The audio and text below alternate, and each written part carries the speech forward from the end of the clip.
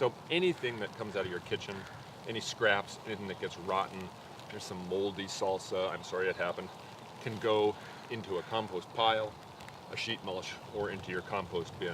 There's nothing that is forbidden. If you have some chunks of moldy cheese, I think there's a few in here from a ski trip we took, a chunk of meat that didn't get eaten, it's all fine. It's all gonna rot away, and meat, cheese, dairy won't attract raccoons any more than breadcrumbs and leftover guacamole scraps.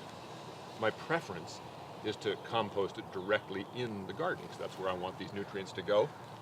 This is a leftover sheet mulch from last year, and a lot of worms in here. The corn cobs are still, corn husks are still falling apart, but in another month they'll be all gone.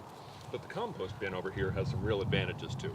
So this compost bin is where I put a lot of things, and you can see right now it's mostly worms that are doing the eating. But I noticed, oddly enough, that the soldier fly larvae, and look at the worms, they just love to eat this stuff up.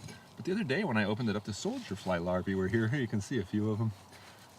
Little tiny segmented guy.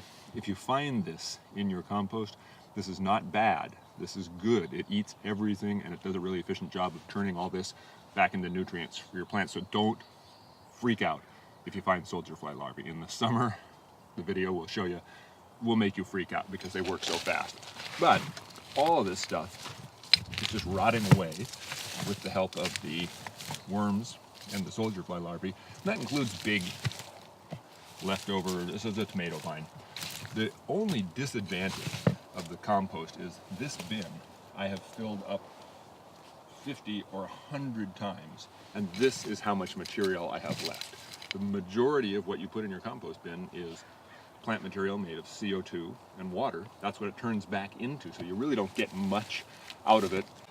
You don't need to add worms. They will show up naturally. You don't need to add soldier flies. They'll show up naturally. And you don't need to turn it. All that talk about turning compost is for hot compost, which you don't do.